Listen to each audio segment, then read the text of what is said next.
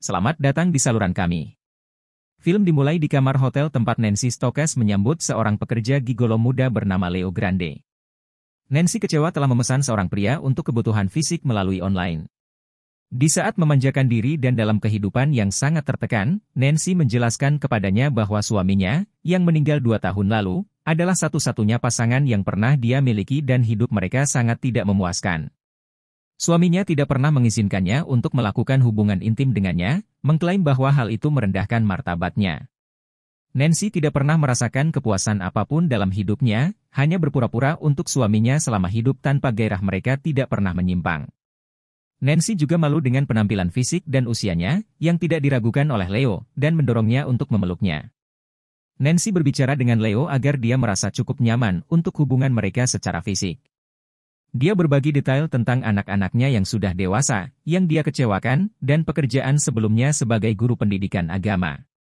Leo membalas dengan beberapa detail tentang hidupnya, termasuk bahwa ibunya percaya dia adalah seorang pekerja rik minyak.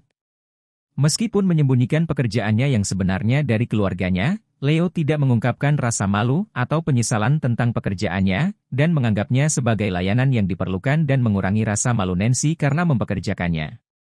Nancy menceritakan pengalaman paling sentral yang dia alami saat remaja dalam liburan keluarga di Yunani. Seorang pekerja hotel tertarik padanya dan ketika mereka sendirian di taman hotel, dia mulai memeluknya sebelum diinterupsi dan melarikan diri. Melihat Nancy begitu santai dengan ceritanya sendiri, Leo memeluknya. Seminggu kemudian, Nancy bertemu Leo di ruangan yang sama untuk sesi kedua. Puas tetapi tidak terlalu senang, Nancy memberi Leo daftar aktivitas utama yang ingin dia alami untuk pertama kali, dimulai dengan gaya bercinta lainnya. Namun, Nancy mengkhawatirkan Leo lagi. Kegugupannya diperburuk oleh panggilan telepon dari putrinya, yang terlalu bergantung pada Nancy sejak kematian ayahnya. Leo menenangkan Nancy melalui tarian dan pijatan, ketika Leo menasihatinya untuk tidak terobsesi menyelesaikan seluruh daftar dalam satu malam. Nancy berbicara tentang mengorbankan masa mudanya dan petualangan potensial untuk keluarganya. Leo mengungkapkan bahwa dia memiliki adik laki-laki di militer yang darinya dia terasing. Leo menyarankan Nancy untuk memesan lebih banyak sesi, untuk mengurangi tekanan yang dia berikan pada dirinya sendiri untuk tampil. Ini menyinggung Nancy, yang menuduhnya mencoba menghasilkan lebih banyak uang darinya. Dia bertanya kepada Leo mengapa dia melakukan pekerjaan ini, dan Leo menjelaskan bahwa dia benar-benar mendapatkan kesenangan dari melihat kliennya bahagia, siapapun mereka dan apapun preferensi mereka. Nancy melihat Leo menikmati ceritanya saat dia menggambarkan pekerjaannya, yang pada gilirannya membangkitkan semangatnya dan dia akhirnya memeluknya. Nancy memesan Leo untuk sesi ketiga di ruangan yang sama. Kali ini mereka melakukan cinta kedua membuat gaya dalam daftar, yang dia nikmati, tetapi tetap tidak membawanya ke puncak kenikmatan. Nancy mencoba mengorek ke Leo untuk rincian lebih lanjut tentang hidupnya, yang dia membelokkan, mengatakan bahwa dia ada di sana untuk memberikan fantasi dan tidak lebih. Nancy mengaku mengintai Leo di dunia maya dan mengungkapkan nama aslinya, Connor.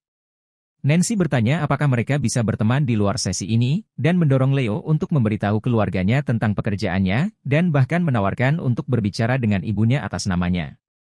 Kesal atas invasi Nancy terhadap privasinya, Leo mendandani dan memberitahu Nancy untuk tidak pernah memerintahkannya lagi, dan mengancam akan mengeksposnya sebagai klien jika dia mencoba menghubungi keluarganya atau mengungkapkan detail pribadinya kepada orang lain.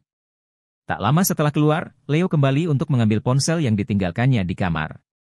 Sebelum menemukan ponselnya dan pergi, Leo mengakui bahwa ibunya tidak mengakuinya ketika dia berusia 15 tahun. Karena muak dengan siapa dia dan memberitahu orang-orang bahwa dia sudah mati.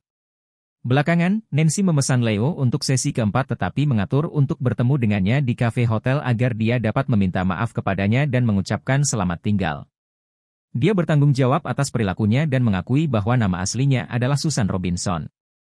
Dia berterima kasih kepada Leo karena membuatnya merasa percaya diri, dan dia telah merekomendasikan Leo kepada beberapa wanita di lingkarannya yang menurutnya membutuhkan jasanya sama seperti dia.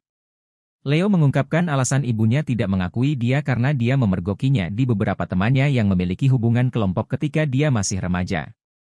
Ibunya tetap tidak mau mengakui keberadaannya, bahkan berjalan melewatinya saat mereka baru saja bertemu di depan umum.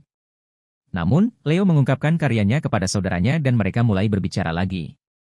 Seorang pramusaji bernama Becky ternyata adalah salah satu mantan murid Nancy dan menyela mereka untuk bercerita tentang Nancy yang menghukum dia dan teman-temannya karena mengenakan rok pendek ke sekolah, dan bagaimana Nancy menyebut mereka pelacur.